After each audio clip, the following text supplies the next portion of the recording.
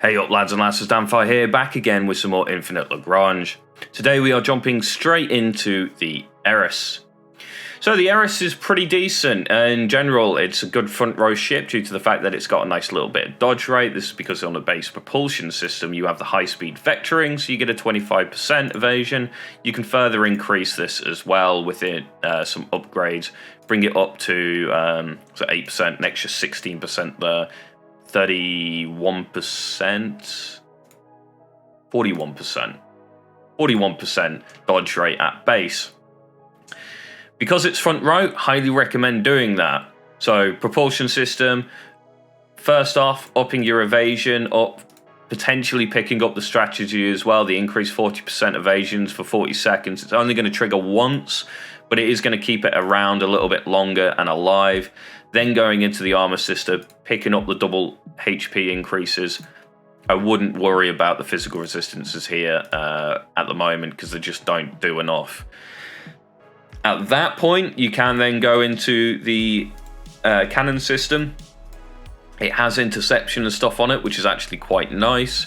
I would not recommend the focus fire again. I just don't like them. Most of these, I mean, 8 seconds of this weapon system reduces cooldown by 80% every 90 seconds for 8 seconds. A minute and a half, you're getting 8 seconds of 80% cooldown. It never works out well at all. Like, you barely see any damage increases whatsoever unless you're in some absurdly long battle, which you generally shouldn't be in the first place.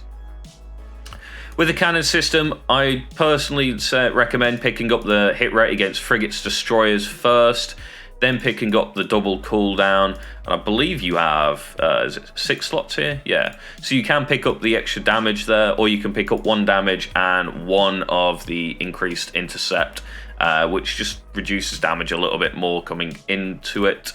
The damage increase isn't enough, really, in my opinion. You're only going to get 4 damage out of that full 10% upgrade, so dropping it for the extra intercept makes sense in my opinion. After that, you probably pick up your armor, the extra physical resistances there. Obviously, you've probably taken your 3 slots. You are only going to pick up the cruising speed here, so 1 of, but that will bring you above 1000 movement speed, which does put it in a very nice fast type style fleet. Now it's bigger brother, the heavy cannon variant. This thing can chunk pretty well, actually. It does like considerably decent damage. I still don't think it's S tier. I would put it into A, mid A, maybe low A, which I think is where I put it anyway. Again, same thing, this is on the front row, so picking up the evasion first is going to be the way to go. Then picking up the double in ship HP, as you can see I've done here. And then moving on to the heavy cannon. I have picked up one of the strategies here. That's the one that reduces cooldown by 40%. Also reduces your hit rate by 50%, which kind of sucks a little bit. Picking up the double hit rate, though, giving you, kind of mitigates the hit rate loss from this, but you are reducing your hit rate like a fair bit.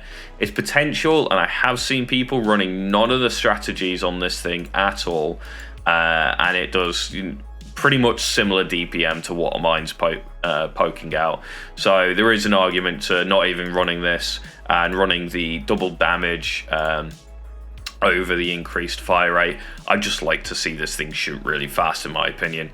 So picking up the double hit rate first is what you want to do regardless. Then picking up the double cooldown and probably one of the damages. Then you can consider whether you want that increased fire rate for reduced hit rate, or if you want to go for the extra damage, because at the end of the day, the big heavy cannon hits pretty hard, so getting an extra 30 damage on that just from 10% increase is actually quite nice, bringing it up to 360. This isn't even upgraded either, so you can get an extra 30% from the weapon augmentations here as well. This thing can chunk, and it's actually pretty good at it. But yeah, it's a good ship at the end of the day. There's nothing wrong with the heavy cannon type Eris. It does lose a little bit of evasion, I think. Oh no, it's got remains. It's the same evasion as the cannon type. It does flat out beat the basic cannon type at any time. So yeah, if you have picked up the heavy cannon, just use it over the cannon type. Completely disregard A. But again, if you are limited on choices, A variant is completely dependable in the situation. Armored type. Now, I used to really like this thing, and then I started playing around with it a bit more, and now I've come to just not like it at all. And it's due to the fact that it has got the ship evasion here, but it loses all of its bonus evasion potential here. So you're losing like 16% evasion, which is actually bringing it down to, well, at base 25% instead of 41%. And it's actually quite a bit when you actually think about that. So knowing that, and all you're getting is an extra armor slot, you're getting a base 30 armor instead, and you can potentially increase that a little bit further. It really doesn't help you all that much. You can take the extra HP here. If you desperately need a front row tank and you're limited on ships again, you can use it in a pinch. If you are doing so, my recommendation is picking up all 3 of the HP mods and 1 of the physical damage resistances first, just to give it that little extra staying power. You can potentially come in then and then pick up the evasive maneuvers. It will help out a little bit. It's not going to be as effective as it is on the cannon and the heavy cannon type, because its base sort of evasion is not going to be as high because it hasn't got the 16% boost that you can pick up.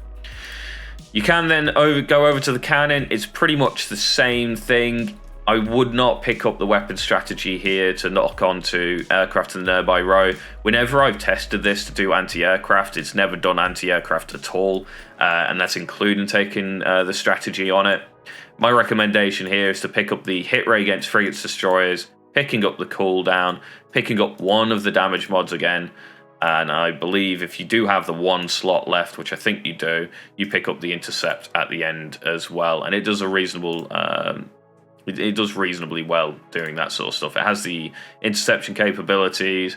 It can counter-attack aerials, but it never friggin' does. Most of the time, and the anti-air stuff's hitting sort of mid and rear anyway. Like the corvettes and fighters and bombers will be hitting mid-rear anyway. So I wouldn't worry too much about the front row. It's very unlikely the front row is going to get hit by unless you've lost your back and mid rows, but at that point you probably retreated anyway. So yeah, I mean it's good. It does what it says on the tin. It's got increased HP over the other 2 variants. It's got an increased armor value over the other 2 variants. I mean, these at base are 20. It's getting an extra 10 just for being the armored type. Which, is 10 damage mitigation at the end of the day. This could, for an example, if it comes up against the base cannon type, where these things are doing 40 damage, you just null that damage down to 10 damage per hit, which is actually quite nice.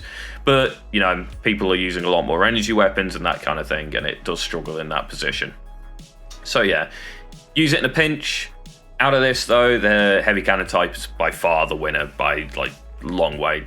I run these personally in my fleets. It's usually my second fleet, but I have run it in my main fleet sometimes as well. Depends what I fancy that day. Trying to mix it up so I don't get bored completely of the meta at the current moment. But there you go. That is the Eris. Great ship, great looking ship as well, which does help. So yeah, definitely give it a try if you've got it, especially if you've got the heavy cannon type. It is remarkably decent. So, thank you guys for watching. Don't forget to like, comment, and subscribe, and I'll catch you next time.